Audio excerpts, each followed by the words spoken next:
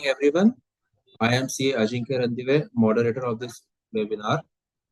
We are de- we are delighted to welcome you all in the webinar being organized by Committee on Commercial Laws, Economic Advisory, and NPO Cooperative. It is my pleasure to be a moderator in Know Your Law Series 65 webinar on professional opportunities for CAs in environmental laws, being organized by the Committee on Commercial Law and Economic Advisory and NPO Cooperative ICI. In a short while, we will start with this webinar. I would like to appraise you about the committee. This committee is focused to encourage chartered accountants to shape strategy and policy that unlocks economic, financial, and social value while combining analytical foresights with commercial acumen. One of the core areas of this committee is to serve the multifunctional task of analysis, knowledge dissemination, input to regulators on policy formulation, to develop and publish technical guidance, background materials, etc., and to create awareness for professional opportunities for chartered accountants in commercial laws, economic advisory, and NPO cooperatives. Our eminent speaker, CA Gyati Gupta, will talk on professional opportunities for CAs in environmental laws in this webinar, and we hope that the same shall be useful to members. I welcome our speaker, CA Gyati Gupta today. Welcome, Gyati. I will just briefly introduce our speaker for the day, CA Gyati Gupta. She is a practicing chartered accountant from Meerut, working in the field of direct and indirect taxes. She is currently the chief editor of e-newsletter published by Meerut branch of CIRC of ICI. She has been addressing recently qualified CAs for interview preparation for last 2 years. She has also addressed newly qualified CAs at CIRC level. She has authored more than 20 plus articles published on various platforms, also contributed in many of the branch journals. Currently, she has been acting as a guest lecturer at Chaudhary Charan Singh University, Meerut, where she takes up the lectures on the intellectual property right laws, industrial laws, environmental laws, and laws related to the competition. I once again, on behalf of ICI, I welcome you, CA Gyati Gupta, and I will hand over to you now, and we can start with our today's seminar. Thank you. Thank you, Ajinkya, for introducing me and welcoming me. I extend my heartfelt thanks to the committee for inviting me as a speaker today, where I can share my views on environmental laws and opportunities which are available to chartered accountants under this law. Let us begin. Let me know if my screen is visible.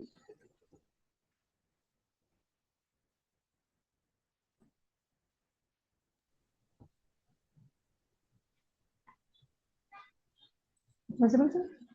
Yeah, it's visible. Okay. So I would request all the audience, all the participants and audience to keep their questions for the last. So far, being chartered accountants, we have studied about corporate laws. Corporate laws include your Companies Act, your FEMA, SCRA. We've also been through economic laws. Economic laws include the acts like Competition Act, your environmental laws. And we have also gone through business laws. Business laws includes the acts like Sale of Goods Act, Contract Act, LLC Act. But so less has been talked and discussed about environmental laws. And we believe that since we have not chartered this territory, so nothing is being done or so less is being done in this field, but it is a myth. It is a very important topic and very timely and crucial topic for today's times. And if we know less, it does not mean that there is happening less. There are a lot of things happening at the global level, international level, national level, and of course, at the state level as well. So it is a time to keep ourselves updated about this uncharted territory, which is environmental laws. Now, what we'll be discussing today, we'll be discussing about what are the different environmental laws in India. Environmental laws are one of the oldest laws that find its roots back in 1974 with the very first act, Water Pollution Act, emerged in 1974. And there are around 20 plus acts which are there under the environmental laws in India. We'll touch upon some of the important points from all the acts, from all the possible acts today. Then we'll see how are these laws emerged. Then we'll go through the timeline of international events, and then we'll discuss about the opportunities which are available for chartered accountants in this field. But let us understand what is meant by environment. In the terms of, in the words of Albert Einstein, environment is everything that is not me. That is very general definition, but it makes sense that environment is everything that is not me. But if we go by the definition as per the Environment Protection Act 1986, it says that environment includes water, air, land, and interrelationship which exists among and between water, air, and land. And human beings and other living creatures, plants, organisms, and property. Now, environmental law, we have to understand that environmental laws comes under the Ministry of Environment, Forest, and Climate Change. We'll discuss about this ministry in detail in later slide. So this ministry sees the implementation of environmental laws in India. And of course, it has various other functions as well, like looking after water bodies, air bodies, and also the national parks. There are around 1947 national parks. So it sees the working, oversees the working of those national parks as well. Who is the cabinet minister? Shri Bhupendra Yadav is the union cabinet minister of this ministry, and Shri Ashwini Kumar Chaudhary is the minister of state.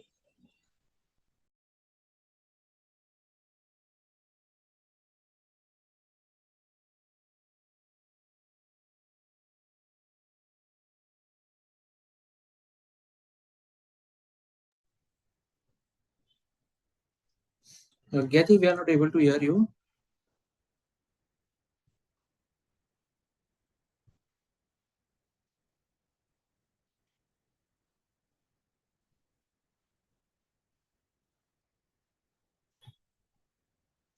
Gyati, you are not audible.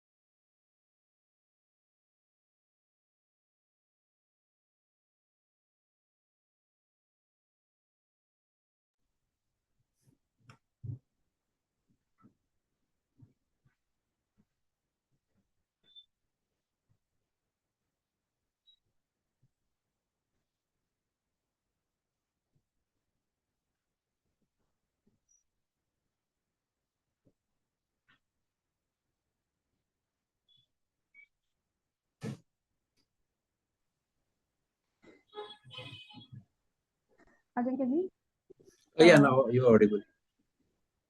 Okay, I don't know what technical issue was there. I just got disconnected from my laptop. Okay. And even the screen that you have shared now, it's gone. Okay, I just reshare it. Okay.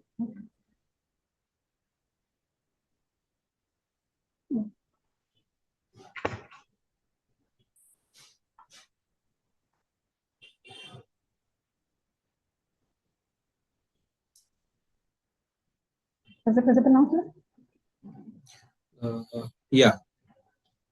Okay. So we'll be discussing about different environmental acts that comes under environmental laws. So, like the Environment Protection Act 1986, then the Air Prevention Control of Pollution Act 1981, the Indian Forest Act 1927. So, it is, I believe, is the oldest act under environmental laws. Then we have Water Prevention and Control of Pollution Act 1974. Then the NGT, National Green Tribunal Act 2010, which is the most latest one. Then Forest Conservation Act 1980, and the Wildlife Protection Act 1972, Public Liability Insurance Act 1991, and then there is one more act, the Compensatory Afforestation Act 2016. And let me tell you that this is not the exhaustive list. There are other laws as well, but I have just listed down is the important acts under environmental laws. Moving ahead,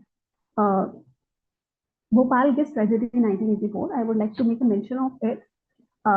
You would hear about the Environmental Protection Act 1986 quite often, and how that act emerged. It emerged consequent upon Bhopal gas tragedy, which occurred in 1984. And what happened during Bhopal gas tragedy? That about 45 tons of a toxic gas, methyl isocyanate, it escaped from a plant which was owned by a subsidiary of the US-based company Union Carbide Corporation. And what happened? The further investigations revealed that this tragedy occurred due to the use of the appliances which were not safe, low quality appliances, and also due to understaffing.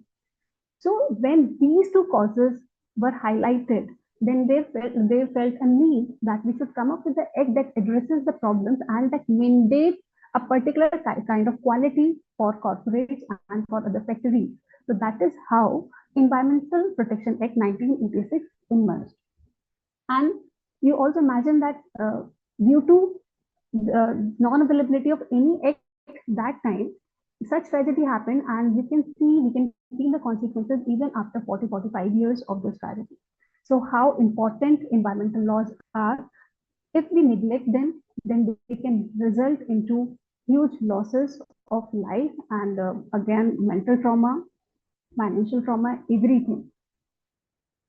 Then Bhopal gas tragedy was an example that happened in India at the international level. But we have one more very scary case which happened at the global level. It was about Minamata disease in Japan, 1956. So how this Minamata disease is spread out? It is spread out due to the industrial waste. What was happening at the time? That there were some industries which were discharging some waste, some harmful toxic waste, which was known as methyl mercury, into the water bodies, and that toxic material was being consumed by aquatic animals, and those aquatic animals were then consumed by human beings, and this is how the circle got completed, and it resulted into the consequences as you can see in the fact. This is so scary. So it happened in 1956, and then it took Japanese government to remove that layer of sediment, and it took around 10 years, and it took around 1.5 million cubic meter of contaminated sediment over 10 years at the cost of 48 billion yen. So you can analyze that if there are no laws, no environmental laws, then it can result into many harmful consequences. Not only it leads to it comes at the cost of the life of human beings, but also it comes with a lot of financial stress, and its recovery cannot be done even for a longer period of time. Right.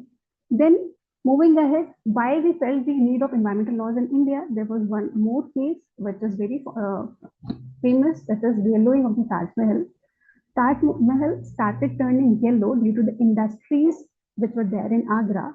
So there came a notification by the Supreme Court. They said that the coal and other cake-based industries which were releasing harmful toxins in the environment outside the area of Taj, so which they termed as Taj Trapezium, because they were damaging Taj, and it should either change over to natural gas or they should relocate outside TTZ.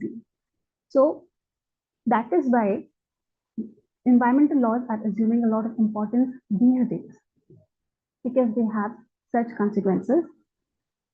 Then we have other case study, which is about Shriram Food and Fertilizer case, which occurred in Delhi. Then again, there are two Delhi case. It was about whether there was the quarrying of limestone going on, and government banned it because, and here government took a proactive action. In yellowing of Taj Mahal, again government took a proactive action. Consequences सामने नहीं आ पाए, उससे पहले government ने act कर दिया. Again in Dehradun valley case जो अभी आप देख रहे हैं, इसमें भी यही हुआ कि इससे पहले environment को आप डैमेज करते रहते due to quarrying and no mining. So government instructed that this activity should be banned, because when you go for quarrying and mining, what happens? There is a use of lot of explosives, which comes at the cost of environment. So that is why government government instructed that these activities should not be done in that area. Then I would like to make you acquainted with this small fact that we see people smoking around in the public, and we see it's very common. अगर हम किसी को smoke करने से मना करेंगे तो मतलब that person is not going to listen to us. But let me tell you that smoking in public places is banned, and it is banned not ऐसा नहीं कि आज बैन हुआ वो कल बैन हुआ. It has been banned, and that ban has been there for over 22 to 23 years. Right. But still people are not aware about it. So there is a need of more awareness among the public, and that is why there are regulatory bodies who are becoming more vigilant with each passing day. Moving ahead, these are other case studies. Let us quickly go through these timelines. So in 1972, there was a Stockholm Conference, and it occurs every year since year 1972. That was a landmark year, and then it was followed by Rio Conference on Earth Summit. And remember this, that these conferences, these summits, they occur on annual basis every 2 years, every year. But these are some of the landmark and important conferences that resulted into Kyoto Protocol, that resulted into Rio de Janeiro Action Plan. Then in 1997, we had Earth Summit, and in 2002, we had World Summit on Sustainable Development. These are some other conventions, notable conventions which happened globally. Now the question comes, what are the opportunities that are available for chartered accountants? So we have some of the traditional roles that we can perform in environmental laws as well. What are these? We can go for reporting, audits, and return. Reporting like sustainability reporting.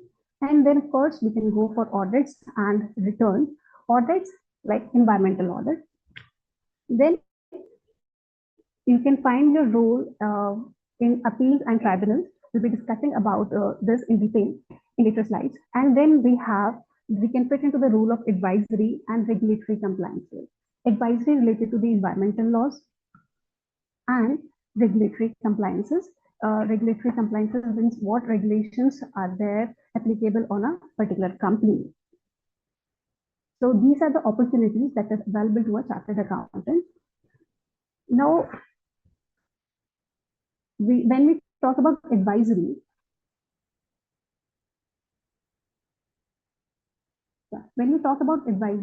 we can provide advisory related to the environmental laws that we are going to discuss today. And also we can provide advisory related to some other important issues like carbon credits, sustainability reporting, SDGs, and other related areas like CSR. So these all come under the ambit of advisory role. Then one question might be coming to your mind about the audits. As I've told you that you can go for environmental audit. So environmental audit, is it necessary for all the organizations, or if it is necessary, for which organization it is applicable? So we'll find answer to all these questions in upcoming slides. Now, let us understand what is environmental auditing. It is essentially an environmental management tool for measuring the effects of certain activities on the environment against set criteria for the standards. And depending on the types of standards and the focus of the audit, there are different types of environmental audit. It's a management tool which simply inspects the environmental management activities performed by the industries or organizations and makes them aware of the newer, cleaner technology.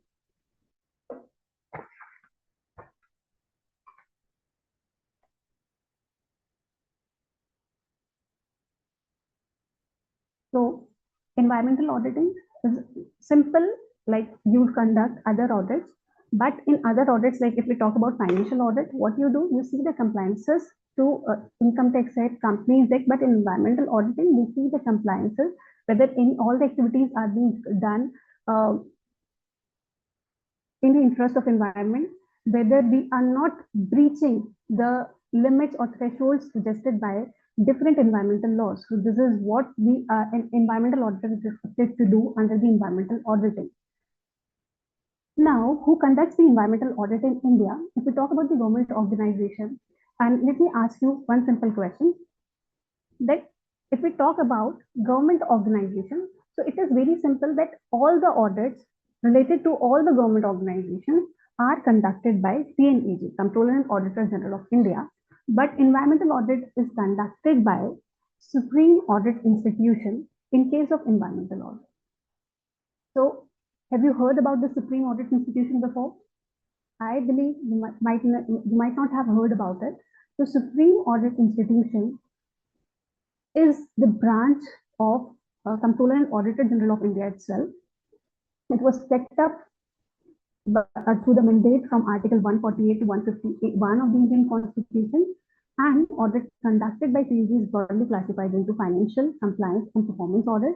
And environmental audit by SAI India is conducted with the broad framework of the compliance and performance audit. So we can say that again, if we are conducting the audit for government organization, it has to be conducted by CNAG. But CNAG conducts the environmental audit through a different panel, which is supervised by Supreme Audit Institution, and it comes under CNAG itself. Right. Moving ahead, this concept of environmental audit has been there for last 25 years, and the process was formulated with the introduction of specialized guidelines, which are called NSO Audit 2002 for the conduct of environmental audits. And SAI India designated the Office of Environmental Audit. This office undertakes exclusively environmental audits of the central government programs all over the country.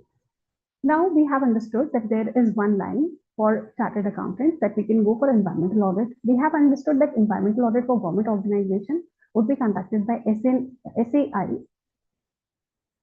Now, how you can join SAI? Then there are regional training institute in Mumbai, which are the designated nodal training center to impart training to officers and the staff of SAI India on environmental auditing. Let us discuss more about SAI. What does it do? It issues certain guidelines like Green Office Guidelines. Now, what is Green Office Guidelines? And as we are aware that India is brimming with a lot of IT industries out there, and IT culture is growing at a faster pace in India. So there are Green Office Guidelines which suggest the measures and the ways how you can resort to the practices in the interest of environment, and how you can curb such practices which are against the environment. So these guidelines are prepared by SAI, and they are issued and they are applicable to all the government offices in the country. In addition, what does SAI do?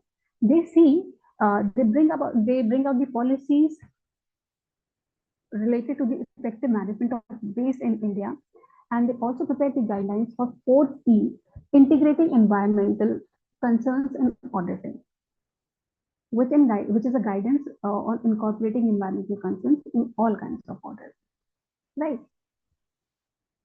Then environmental audits they are categorized into 5 categories.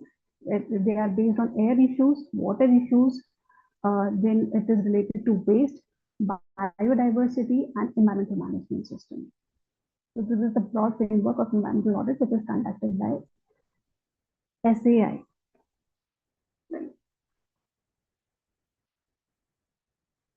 Now, there is one more thing we can engage into.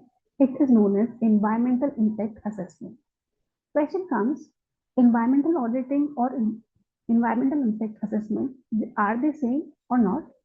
So let me tell you that environmental auditing is like normal audit, but you see the compliances with the environmental laws, and it is like normal audit is done once the financial year ends. And similarly, environmental auditing is also done, it is also conducted once the development has taken place. Similarly, is the case with environmental auditing. Now, when we talk about environmental impact assessment is an anticipatory action. Anticipatory action, it is done beforehand, before any development is taking place. We see that like if we have to set up any organization, we have to set up any factory, then environmental impact assessment would be done, that what impact it is going to have on the environment, what discharges, what emissions it is going to make into the environment. And that's how ratings are done. So environmental impact assessment is very important these days, where government is promoting a lot of sustainability, and there is a question of a lot of SDGs. So EIA is very much relevant, and the question comes: environmental auditing is necessary for what kind of organization? So remember that environmental audit or environmental impact assessment, it is mandatory for some kind of organizations which are engaged in mining, in cement, in coal-based industry. So it is relevant for those factories and those sectors. Environmental auditing is generally not concerned with trading or like. So those organizations or those sectors have to compulsorily undergo environmental impact assessment, and if they find out to be good, and so they are given good credit rating, and they are given certain benefits under different schemes provided by the government. So we can see that it's an anticipatory tool that it takes place before an action is carried out. EIA therefore attempts to predict the impact on the environment of a future action, and to provide this information to those who make the decision on whether the project should be authorized or not. EIA is also a legally mandated tool for many projects in most countries. Environmental auditing is carried out when a development is already in place, and is used to check on existing practices, assessing the environmental effects of a current activity. Environmental auditing therefore provides a snapshot of looking at what is happening at that point in time in organization. Moving ahead, what are the key differences between financial audits and environmental audits? I think the participants must definitely make it out that what's the difference between financial audit and environmental audit. Financial audit, they are the part of regulatory process, and organizations have to perform this. And environmental audit, it is not a part of regulatory process, except in the case of few organizations, which we have discussed. And the financial audit, it is a routine affair, whereas environmental audit, it can be conducted anytime voluntarily by the organization itself. And financial audit is generally, they are conducted by a third party or the external staff, but environmental audit, like in essence, it is done voluntarily. So it can be conducted by the internal staff as well, but not in those organizations which are compulsorily required to undergo environmental audit, because those organizations will have to appoint the environmental auditor. They will have, I think, if they are the private organizations, or in case they are the government organizations, they will have to, there will be SAI to conduct the audit. Then one more important thing, that when as an auditor, you are conducting financial audit, then you are liable for your reports, liable in the sense that you'll be expected to comment whether the financial statements represent true and fair view. But when we talk about environmental audits, there is no such liability on the auditor that he has to give this kind of report, or he has to comment upon this. So the scope is negotiated between the auditor and the auditee, and there is no external liability implication in the case of environmental audits. Moving ahead, we have discussed about the Ministry of Environment, Forest and Climate Change, that all the environmental laws are, they are implemented and they are supervised by this ministry.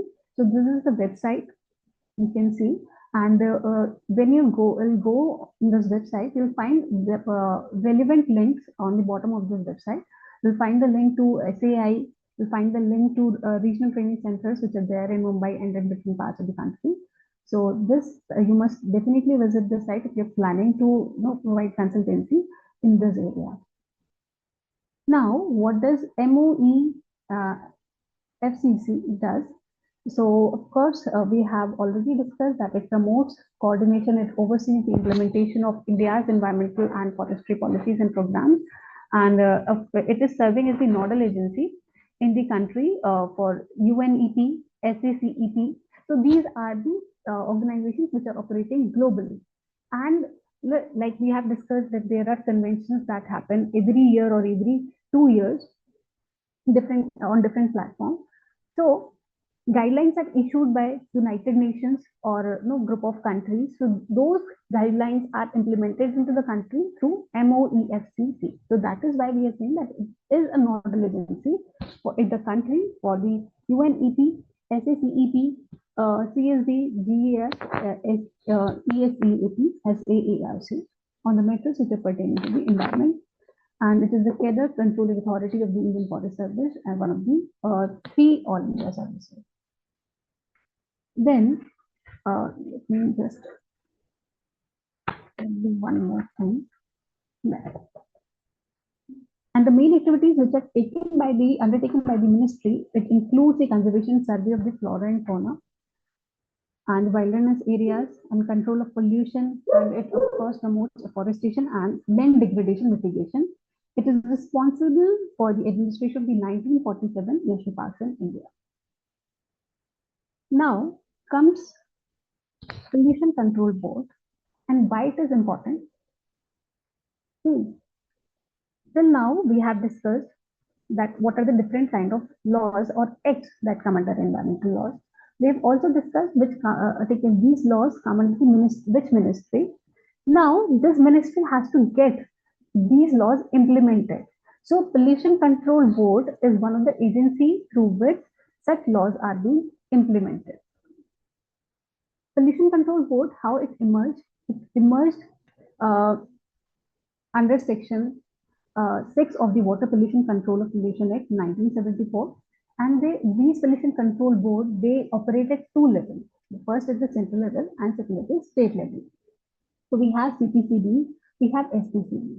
We have to understand the working of PCBs so to provide better advisory services to our clients, because it is through PCBs that many notifications, many regulations come out. So we have to keep a tab on the on the working and the notifications which are released by PCBs. So it is important for us to have an overview and understanding of these PCBs that operate at central and state level. How these PCBs are constituted? There is one chairman, full-time chairman. Then there are 5 people who are the representatives of central government and 5 members of the state board. Then there are 3 people who represent the interest of agriculture, fishery, or industry or trade, because these are the areas that is most affected due to the activities which are conducted by the by different industries or factories. So we have the representatives of agricultural, fishery, and or industry or trade in the constitution of Pollution Control Board. And then we have 2 of corporate and companies and 1 full-time member secretary. So this is how this board, the whole board of you can say the committee is formed of PCB. The screenshot is taken from the website of CPCB, where you can see the complete organizational structure. There are 37 divisions and 9 regional directorates. So CPCB, it was formed under Section 6 of the Water Pollution Control Act, Prevention and Control of Pollution Act 1974. And further, CPCB, it was entrusted with the powers and functions under the Air Prevention and Control of Pollution Act 1981. It acts as a bridge between different sectors and the ministry. It provides technical services to the Ministry of Environment and Forest and the provisions of Environmental Protection Act 1986. And principal function of the CPCB is spelled out in the Water Act 1974 and Air Act 1981, is to promote the cleanliness of streams and wells in different areas of the states by prevention, control, and abatement of water pollution. Abatement of water pollution, and to improve the quality of air and to prevent, control, or abate the air pollution of the country. Then there you see the data of air quality index. That data is also provided by CPCB's air quality monitoring or even water quality monitoring. So such data is provided by CPCB and it is needed for the industrial siting or the town's plan. Then the extra piece of information that the data which is related to the water bodies, like we have around 14 major rivers, 44 medium rivers, and 53 minor rivers. Such data is also collected at the end of CPCBs and SPCBs. Then CPCB, as we have discussed in the screenshot previously, that it has 9 regional directorates. So I've listed 8 of them. So there are CPCBs in Bengaluru, Bhopal, Kolkata, Lucknow, Shillong, Vadodara, and Agra. So these are the regional offices. Of course, it can have branch in any other city as well. Then moving ahead, what does CPCB do? Let us have a look on its annual reporting. CPCB, they prepare their annual reports. We're not talking about audit reports right now. So they prepare their annual reports. They present it to the central government and state government because it comes under the ministry. So it is liable to present the annual report of the central or state government, which is laid down in the House of Parliament within 4 months of the last of the previous financial year. So this is about annual report. Now talking about accounts and audit, it lays audit report again. It is discussed in both the houses of the Parliament. And who is the auditor of PCB? Any auditor who is qualified to act as an auditor under Section 141 of the Companies Act 2013 can act as an auditor of PCB. Moving ahead, so we have discussed about Emission Control Board. Now let us discuss some of the important provisions of the Environmental Protection Act 1986. You must have heard about the campaign which is Swachh Bharat Andolan. अब government nation wide programmes करती है, स्वच्छ भारत आंदोलन जैसा programme है, तो इसकी power central government को मिली कहाँ से? So that power is derived from Section 3 of the Environmental Protection Act 1986. It says that central government has the power, it is empowered to plan and execute nationwide program for the prevention, control, and abatement of environmental pollution.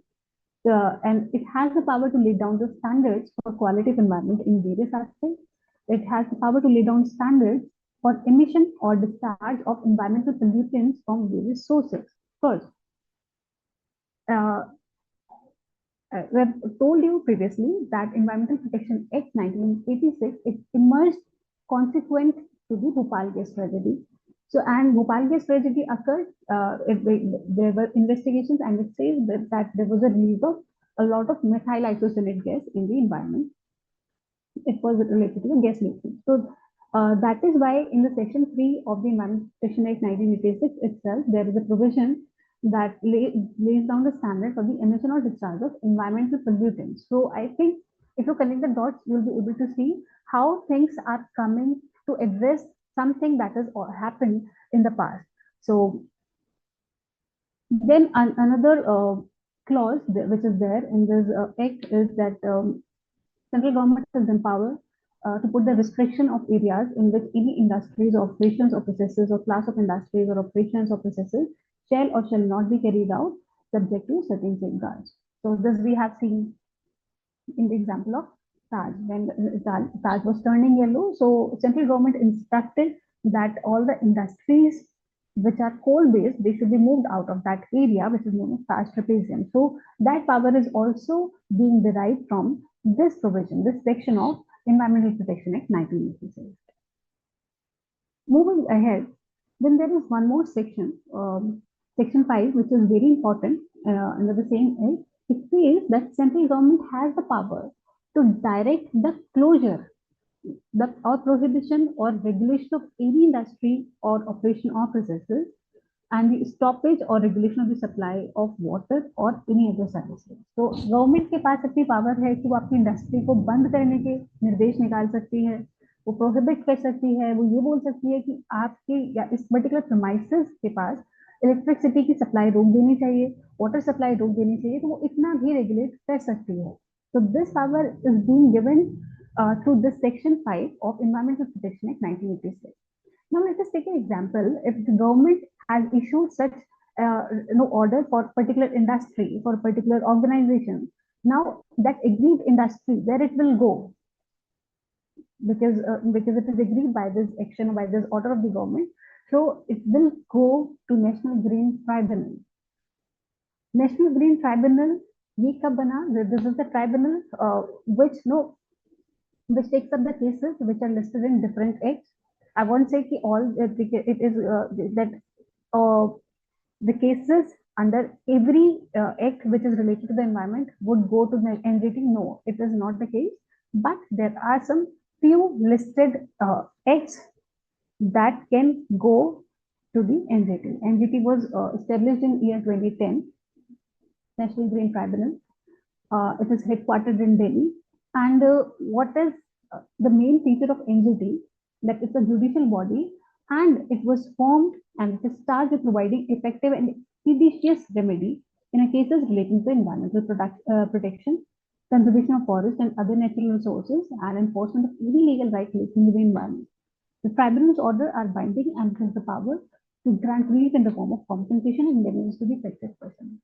And let me tell you that NGT is a fast-track court where every case that comes before NGT has to be disposed of within 6 months. And of course, you can get the extension, further extension of 6 months in the NGT. Right. So when we discussed about the opportunities for chartered accountants, we discussed about the one opportunity which was related to the environmental audit. Then we also then I also suggested you that you can go and appear before appear in appeals and tribunals. So you can go and appear in NGT also. NGT composition, so it has a presence in 5 zones: north, central, east, south, and west. The principal bench, or you can say the headquarters, is located in Delhi, and the central zone bench is located in Bhopal, east zone in Kolkata, south zone in Chennai, and west zone in Pune.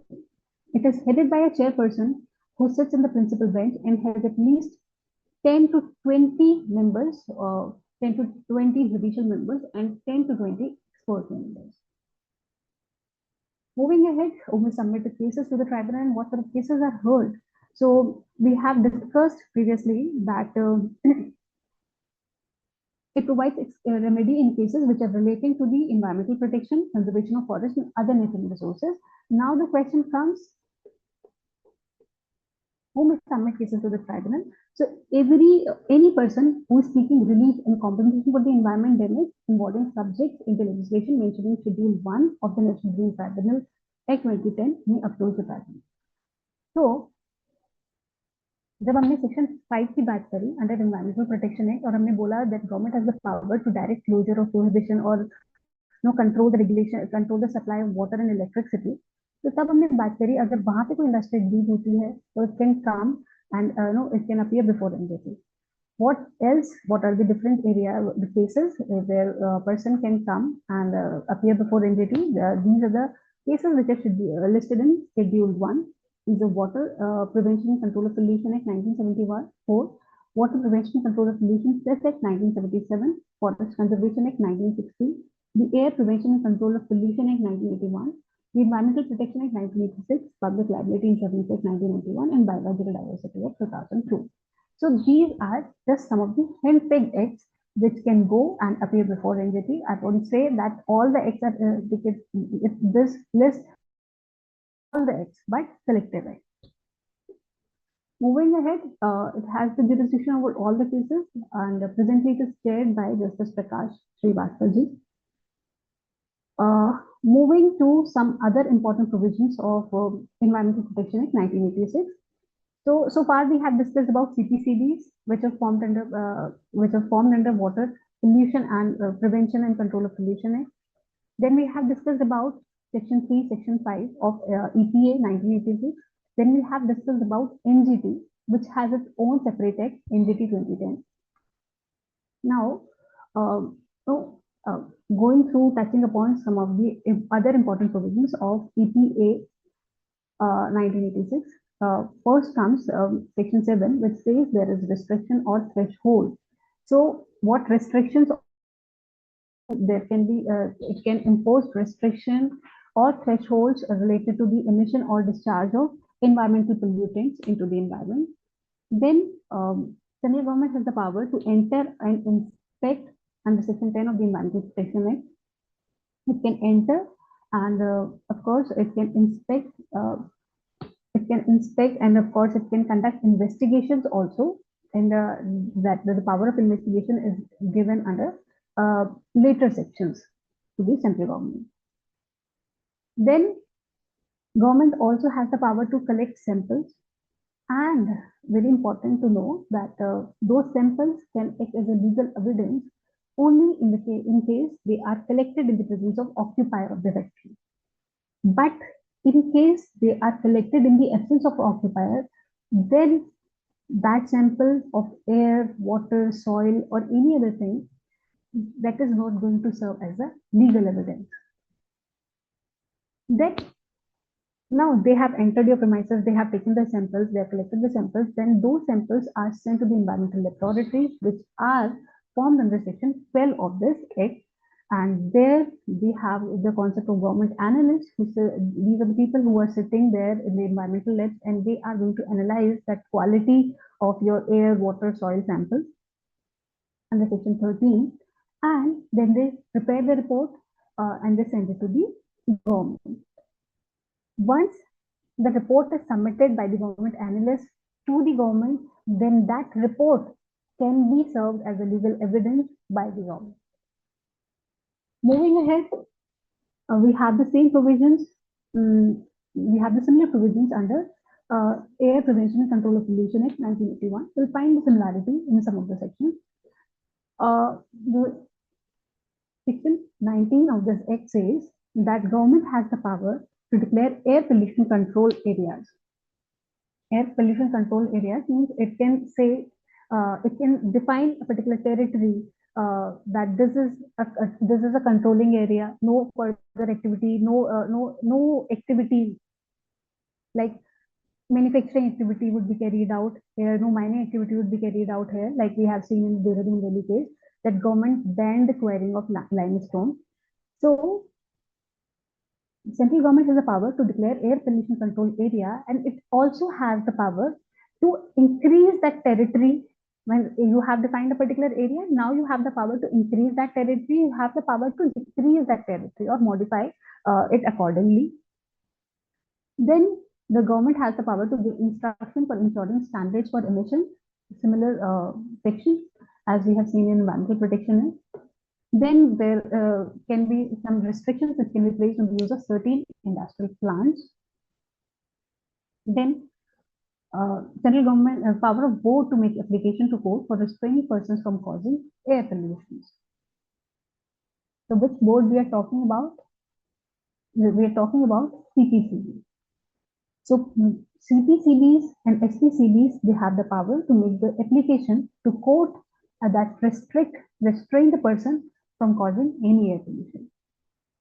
Then power of entry and inspection and power to obtain information. Then power to take samples of air or emission, similar sections. Then reports of results of the analysis on samples, and then we have the concept of a state air laboratory. Then concept of board analyst, report of analyst, which we have already discussed in Environmental Protection Act. And one more thing, that Air Prevention and Control of Pollution Act 1981 and the Water Prevention and Control of Pollution Act 1974. They possess a lot of resemblance in the terms of wordings, in the terms of sections. So if you go through one act, then you can assume that you have also gone through the other acts as well. then appeals to the appellate authority, and then appeal to the entity. Appeals to the appellate authority, when you go to the appeal, there is a bench of 3 people, and there is 1 chairman and bench of 3 other people who are judicial as well as experts. And if you are still aggrieved by the order of appellate authority, you may go to the NGT under section 31. Then we have the concept of corporate social responsibility. Corporate social responsibility, it is already covered by, it comes under section 135 of the Companies Act. So as far as the opportunity for chartered accountants come, you can see whether the CSR provisions have been fulfilled by the companies or not. So what does CSR mean? It means that you have to carry out certain activities, you have to take certain activities, not for your employees, but for the society. And you have to spend at least 2% of your profits on the CSR activities, on the listed CSR activities. And on whom this section is applicable, every company who is having the net worth of rupees 500 crore or more, or the turnover of rupees 1000 crore or more, or a net profit of rupees 5 crore or more, they are mandatorily required to comply with the provision of section 135 of the Companies Act. And then what does it suggest? That at least 2% of the average net profits of the immediately preceding financial year should be spent on the CSR activity, and company shall give preference to the local area and areas around which the company operates. Then this is the NHS, which tells us about different areas where we can spend to comply with section 135. So there is point number 4, which says that to ensure environmental sustainability, ecological balance, protection of flora and fauna, animal welfare, forestry, conservation of natural resources, maintaining quality of soil, air, water, including contribution to the Clean Ganga Fund set up by the central government for the generation of Ganga, would be considered as a sufficient compliance with section 135 of the Companies Act. Then these are the activities which will be considered as CSR, like protection of the natural heritage, art and culture, including restoration of the buildings, and training to promote rural sports, nationally recognized sports, Paralympic sports, and Olympic sports. So I think this is the NHS. You can go through at your end.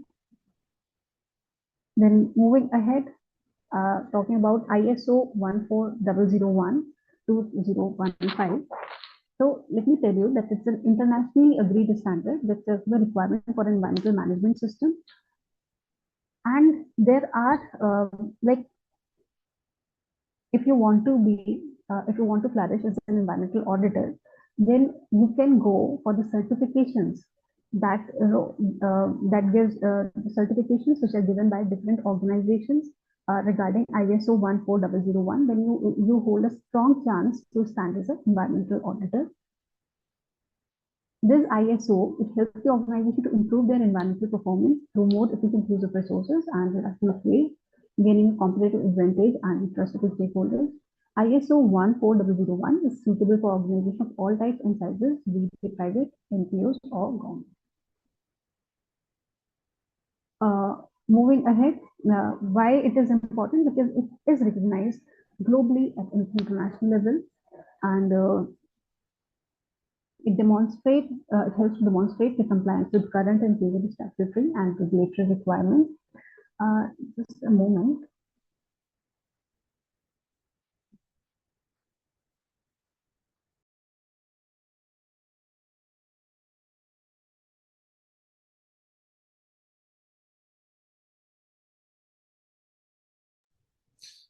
Kathy, you are mute. We are not able to hear you, and also the presentation screen that you have shared, it's not visible now.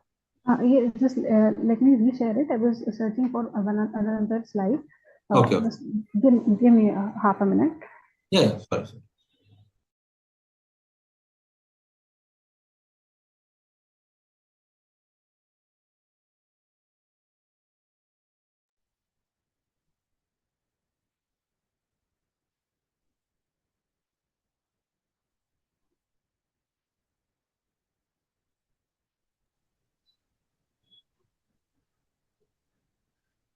Is it visible now? Yeah, it's visible.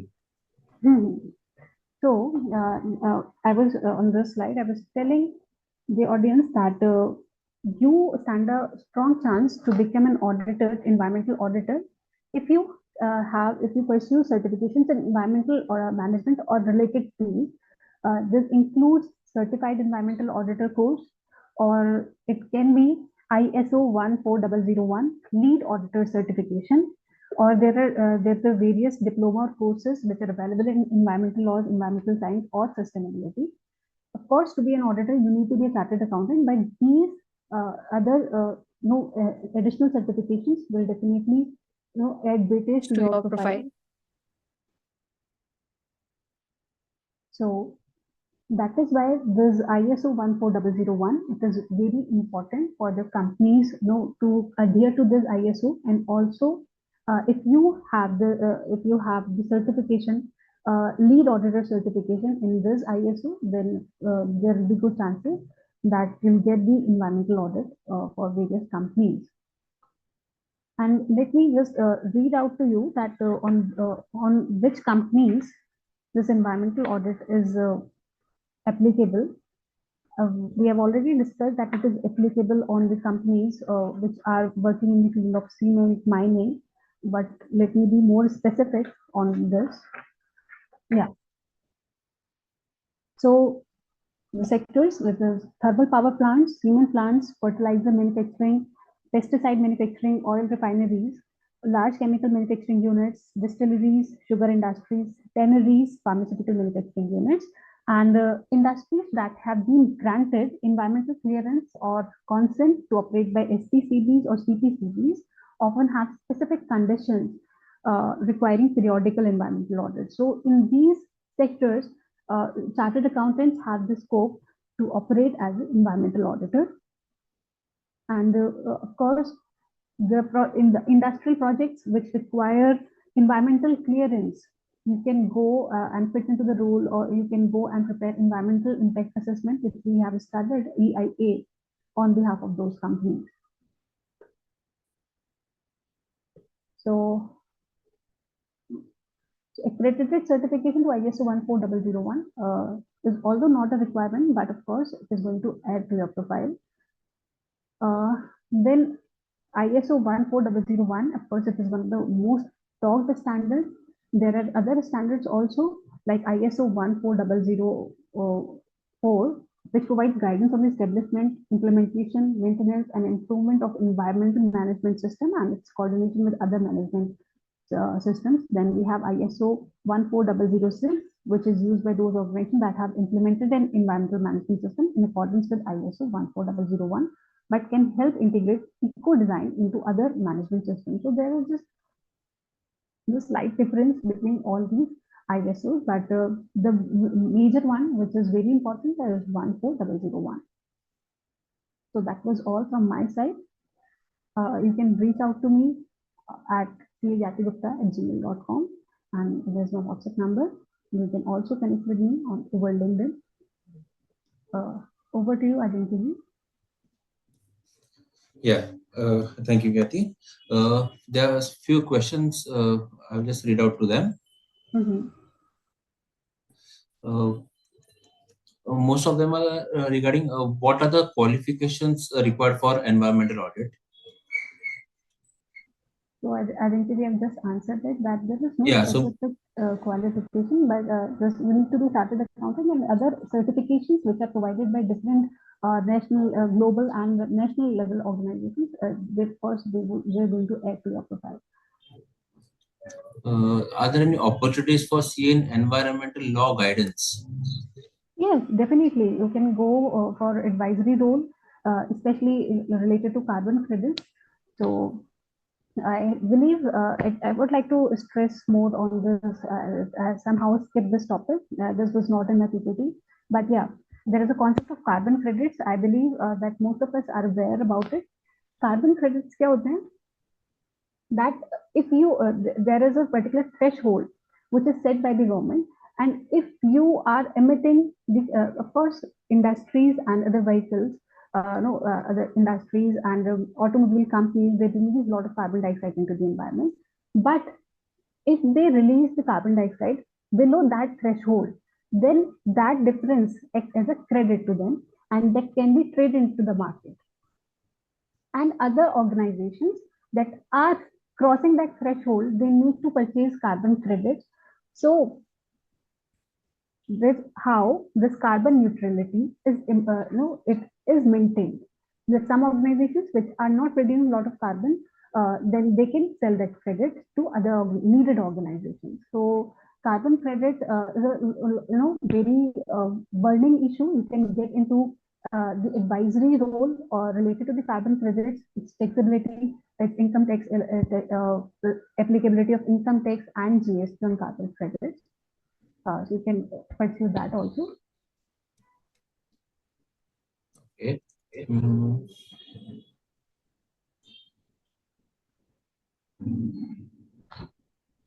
Yeah, one is that can a CA compete with the subject experts who are technically qualified and have already been working in this field? No, to be honest, the issue related to environment is very technical in nature, and we have altogether a different field. So we can guide on judicial aspects related to laws, but so we cannot compete with the technical aspects. So as we were discussing about NGT also, in NGT we have the when we talk about the bench or the panel, so we have 10 to 20 judicial members, so we can fit into that role. And we have 10 to 20 technical members. Of course, we are not a good fit for that technical role. We have to work in consonance or in sync with those people who are technical in nature. And the last one is that does ICAI have any dedicated course or certification program on this subject? So do you have Yes, yeah. There are certification courses which are provided by Sustainability Reporting Board by ICAI. So you can check their website. So we have Sustainability Reporting Board by ICAI. Those are the questions we had. So I guess there are no more questions. Then we will end today's webinar with a formal. I would like to end it with a formal vote of thanks.